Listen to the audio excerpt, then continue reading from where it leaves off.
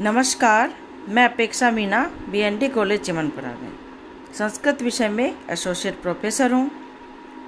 BA part 3 Sanskrit के इस व्याख्यान में आप सभी विद्यार्थियों का स्वागत है, अभिनंदन है। जैसा कि आप सभी जानते हैं कि मैं आपको भगवत गीता का अध्ययन करा रही हूँ। भगवत गीता के द्वितीय अध्याय में हम पढ़ रहे हैं, जिसके मैंने आपको 45 श्लोक तक आपको मेरे द्वारा पढ़ा दिया गया है। उसी क्रम को आगे बढ़ाते हुए मैं आज 46वें श्लोक से प्रारंभ करती हूँ। देखिए, यावनार्थ उदपाने सर्वतः संलुप्त उदके तावान सर्वेषु वेदेषु ब्राह्मणस्य विजानीतः। यावन अर्थ उदपाने सर्वतः संलप्तो उदके तावान सर्वेषु वेदेषु ब्राह्मणस्य विजानीतः। यहाँ पर भगवान श्री कृष्ण अर्जुन से कह रहे हैं कि प्राणी को प्राणी को अनंत फलों की प्राप्ति के लिए अभिलाषा नहीं करनी चाहिए। ज्ञानी पुरुष को केवल उतना ही कार्य करना चाहिए जितने से कि उसका प्रयोजन सिद्ध हो सके। इसी भावना को प्रस्तुत करते हुए इस पद्य में कहा जा रहा है, श्री कृष्ण अर्जुन से कहते हैं, सर्वतः संलप्तो उदके उदपाने यावान अर्थ विजानीते। अर्थात क्या कह रहे हैं? सर्वतः संलुप्तो उदके उदपाने यावान अर्थ विजानीते। यावान सर्वतः सब ओर से, संलप्तो उदके सब ओर से भरे हुए, सब ओर सर्वतः सब ओर से संलुप्तो उदके भरे हुए छोटे उदपाने सब ओर से भरे हुए जलाशय के प्राप्त हो जाने पर क्या कह रहे हैं? देखिए, सर्वतः सब ओर से संलप्तो उदके सब ओर से जलाशय के पानी से परिपूर्ण हो जाने पर मनुष्य का उस छोटे जलाशय में जितना सा प्रयोजन रह जाता है, उदपाने यावान अर्थ है कि सर्वतः संलप्तो उदके उदपाने यावान अर्थ विजानीतः ब्राह्मणस्य सर्वेषु वेदेषु तावान। भगवान श्री कृष्ण अर्जुन से कह रहे हैं कि सब ओर से जलाशय के पानी से परिपूर्ण हो जाने पर मनुष्य का छोटे जलाशय में, उदपाने छोटे जलाशय में, यावन अर्थ विजानीत, जितना सा प्रयोजन रह जाता है उसी प्रकार, अर्थात कुछ भी प्रयोजन नहीं रहता है, उसी प्रकार ब्राह्मणस्य सर्वेषु वेदेषु तावान, उसी प्रकार ब्राह्मणस्य भली भांति जानने वाले, विजानीत, उसी प्रकार भली भांति जानने वाले ब्राह्मणस्य ब्रह्मवेत्ता का भी सर्वेषु वेदेषु तावान, संपूर्ण वेदों में उतना ही प्रयोजन रह जाता है। क्या कह रहे हैं कि सब ओर से, चारों सर्वतः संलप्तो उदके, सब ओर से भरे हुए जलाशय के प्राप्त हो जाने पर उदपाने यावन अर्थ विजानीत है, छोटे जलाशय में जितना प्रयोजन रह जाता है उसी प्रकार, अर्थात कुछ भी प्रयोजन शेष नहीं रहता है, उसी प्रकार भली भांति जानने वाले ब्रह्मवेत्ता का भी संपूर्ण वेदों में उतना सा ही प्रयोजन शेष रह जाता है। ब्रह्म को जानने वाला ब्राह्मण कहलाता है। वेदों का अनंत ज्ञान विद्वान ब्राह्मण को अनायास ही मिल जाता है। तो कहने का आशय है कि एक ब्रह्मवेत्ता का भी कर्म कांडात्मक वेदों में कुछ भी प्रयोजन नहीं रहता है, क्योंकि उनका फल तो उसे स्वतः ही प्राप्त होता है। महाभारत के शांति पर्व में भी ऐसे ही विचारों को व्यक्त किया गया है। नैते कर्म प्रशंसन्ति कूपे नदाम पिबन एव, अर्थात जैसे नदी का उपयोग करने वाले व्यक्ति कुएं को महत्व नहीं दे पाते हैं, उसी प्रकार ज्ञानी कर्मकांड की विधियों को महत्व नहीं देते हैं। अर्थात ज्ञानी पुरुष ब्रह्मवेत्ता पुरुष का संपूर्ण वेदों में थोड़ा सा भी प्रयोजन नहीं रह जाता है। कर्मकांड के पचड़े में वह ज्ञानी पुरुष, वह ब्रह्मवेत्ता पुरुष नहीं पड़ता है। यहाँ पर इस श्लोक में जलाशय का दृष्टांत देकर भगवान ने ज्ञानी महात्माओं की आत्यंतिक तृप्ति का वर्णन किया है। अर्थात जिस मनुष्य को अमृत के समान स्वादु गुणकारी अथाह जल से भरा हुआ जलाशय मिल जाता है, उसको जैसे जल के लिए वापी, कूप, तड़ाग आदि छोटे छोटे जलाशयों से कोई प्रयोजन नहीं रह जाता है, उसकी जल विषयक सारी की सारी आवश्यकताएं पूर्ण हो जाती हैं, वैसे ही जो पुरुष समस्त भोगों में आसक्ति एवं ममता का त्याग करके सच्चिदानंद परमात्मा को जान लेता है, जिसको परमानंद के समुद्र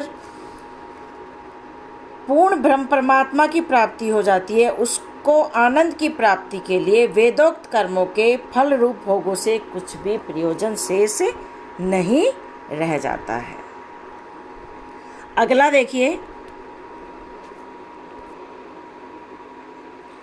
कर्मण्येवाधिकारस्ते मा फलेषु कदाचन मा कर्म फल हेतुर्भूर्मा ते संगो अस्त्व कर्मणि। जैसा कि आप सभी जानते हैं, गीता का ये बहुत महत्वपूर्ण श्लोक है जो हम सभी जानते हैं, हम सभी ने सुना हुआ है। कर्मण्येवाधिकारस्ते मा फलेषु कदाचन मा कर्म फल हेतुर्भूर्मा ते संगो असत्व कर्मणि। यहाँ पर भगवान श्री कृष्ण अर्जुन को अनासक्ति अर्थात बिना फल कामना के केवल मात्र कर्मानुष्ठान में प्रवृत्त होने के लिए प्रेरित करते हैं। अनंत ज्ञान, आनंद, अस्थिर और इधर उधर भटकने से ज्ञान नहीं मिलता है, जो ज्ञान हमारे चारों ओर रहता है। तो यहाँ पर अनासक्त भाव से बिना फल की कामना के केवल मात्र कर्म में प्रवृत्त रहने का उपदेश देते हुए भगवान श्री कृष्ण अर्जुन से कह रहे हैं, ते अधिकार कर्मणि एव फलेषु कदाचन मा। हे अर्जुन, ते तुम्हारा अधिकार कर्मणि एव कर्म पर ही है। हे अर्जुन, तुम्हारा जो अधिकार है वो केवल कर्म में ही है। एव फलेषु कदाचन मा, उनके फलों में कभी भी नहीं। हे अर्जुन, तुम्हारा अधिकार केवल कर्म में है, फलों में कभी भी नहीं है। कर्म फल हेतु मा भू, अतः तुम कर्म फल के निमित्त वाले मत बनो। अतः कर्म फल हेतु मा भू, इसलिए हे अर्जुन, तुम कर्म फल के निमित्त वाले मा भू मत बनो। एवं ते अकर्मणि संगय मा अस्तु, और तुम्हारी अकर्मणि अकर्म में या कर्म त्याग में भी आसक्ति नहीं होनी चाहिए। क्या कह रहे हैं, दोबारा देखिए, ते अधिकार कर्मणि एव फलेषु कदाचन मा। हे अर्जुन, तुम्हारा अधिकार कर्मों में है, फलों में कभी भी नहीं है। अतः माँ कर्म फल हेतु माँ भू, अतः तुम कर्म फल के निमित्त वाले मत बनो, और तुम्हारी अकर्म में या कर्म त्याग में भी आसक्ति नहीं होनी चाहिए। यह गीता का बहुत महत्वपूर्ण जो है पद्य है। यहाँ पर बताया गया है कि प्राणी को कामना का परित्याग कर सदैव कर्म करते रहना चाहिए। प्रत्येक स्थिति में प्रत्येक व्यक्ति को निरंतर कर्म करते रहना चाहिए, क्योंकि यदि उसकी तृष्णा कर्म के फल में हुई तो वह कर्म फल की प्राप्ति का कारण भी होगा एवं उसका उद्देश्य भी पूर्ण नहीं हो सकेगा। वैसे भी प्राणी मात्र को कर्म करने का अधिकार है, अतः कभी भी उससे विमुख नहीं होना चाहिए। यहाँ पर अर्जुन की उस फल विषयक चिंता का निषेध किया गया है जिसमें वह कहते हैं कि युद्ध करने से स्त्रियां दूषित हो जाएंगी। यहाँ पर इस श्लोक का भाव यह है कि फलाशा को छोड़कर कर्तव्य कर्म अवश्य करना चाहिए, किंतु न तो कर्म की आसक्ति में फंसे और न ही कर्म को छोड़ना चाहिए। त्यागो न युक्त यह कर्मसु नापि रागः। इस श्लोक में अनासक्ति का मूल सिद्धांत विद्यमान है। भगवान कृष्ण इस कथन में दो तथ्य को स्पष्ट करना चाहते हैं और उन्होंने किया है। कर्म का फल क्या है, इसकी ओर ध्यान दिए बिना सतत कार्य करते रहना चाहिए तथा अकर्म के प्रति अनुराग न रखना चाहिए। कर्म का फल नहीं मिलेगा तो इसका मतलब ये नहीं है कि हम अकर्मण्य हो जाएं या अकर्म के प्रति हमारा अनुराग हो जाए, बल्कि अकर्म के प्रति अनुराग को नहीं रखना चाहिए। डॉक्टर जो राधा कृष्णन है उन्होंने भी कहा है कि जब हम अपना काम करते हैं, हल चलाते हैं या चित्रांकन करते हैं, गाते हैं या चिंतन करते हैं, तब यदि हम यश या आय या अन्य किसी तरह के बाह्य लाभ का ध्यान रखें तो हम अनासक्ति से विचलित हो जाएंगे। सत्य संकल्प भगवान के प्रयोजन को स्वेच्छानुसार पूर्ण करने के अलावा अन्य किसी वस्तु का महत्व नहीं है। सफलता या विफलता व्यक्ति पर निर्भर नहीं है, अपितु और भी अनेक कारणों पर निर्भर करती है। जैसा कि कवि रहीम का भी एक दोहा जो है मुझे याद आ रहा है, निज कर क्रिया रहीम कह फल भावी के हाथ, पासा अपने हाथ में दाव न अपने हाथ। तो यहाँ पर भी इसी तरह का भाव व्यक्त किया गया है। अगला देखिए,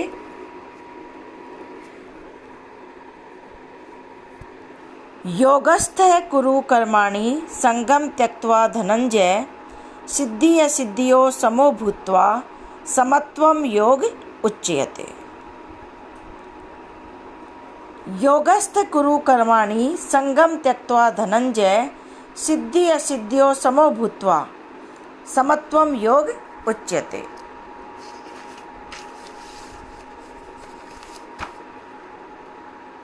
यहाँ पर भगवत गीता में कई प्रकार के योग बताए गए हैं, योग की कई परिभाषाएं बताई गई हैं। यहाँ पर अनासक्त भाव से कर्म करने को योग माना गया है। बताया गया है कि मनुष्य वह है जो अपनी कर्म कुशलता और अनासक्ति से प्रकृति को असंतुष्ट होने का अवसर नहीं देता। तो इस प्रकार यहाँ पर कर्म करने के लिए कहा गया है। तो प्रस्तुत पद्य में भगवान कृष्ण अर्जुन से कह रहे हैं, धनंजय हे अर्जुन। धनंजय अर्जुन के लिए आया है, हे अर्जुन, योगस्थ संगम त्यक्त्वा सिद्धि असिद्धियो समम समय भूत्वा कर्माणि कुरु समत्वम योग उच्यते। धनंजय हे धनंजय अर्जुन, योगस्थ संगम त्यक्त्वा, योगस्थ संगम योग में स्थित होकर, योग में स्थित होकर एवं संगम त्यक्त्वा आसक्ति को त्याग कर। हे धनंजय हे अर्जुन, योग में स्थित होकर आसक्ति को त्याग कर तथा सिद्धि असिद्धियों समय भूत्वा, सिद्धि और असिद्धि में, सफलता और असफलता में समय भूत्वा, समता को या समानता को, समान होकर, सिद्धि और असिद्धि, सफलता और असफलता में समान होकर, भूत्वा कर्माणि कुरु, तुम कर्मों को करो, क्योंकि समत्वम योग उच्यते, क्योंकि समता का नाम ही योग है। सिद्धि और असिद्धि में समत्व भाव का नाम ही योग है, उसी को योग कहा जाता है। दोबारा देखिए, हे अर्जुन,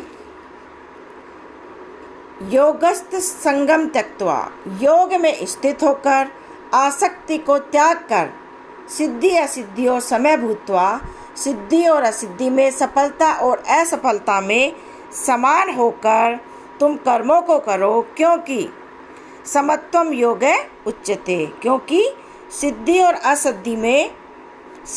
असिद्धि में समत्व का नाम ही योग कहा जाता है।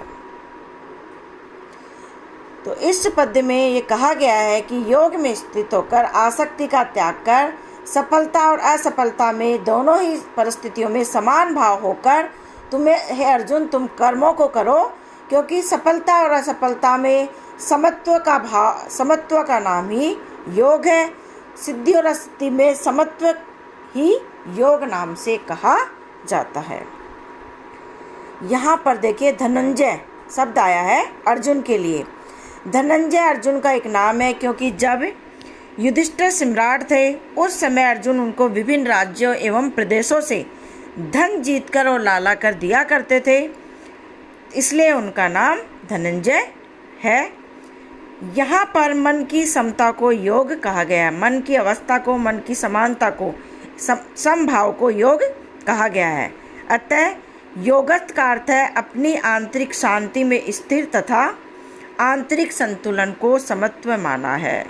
जो व्यक्ति अपने आप को वश में कर लेता है, इस प्रकार के धीर और गंभीर स्वभाव वाला व्यक्ति शीघ्र रुष्ट या तुष्ट भी नहीं होता है और न ही उसे किसी प्रकार का रोग होता है।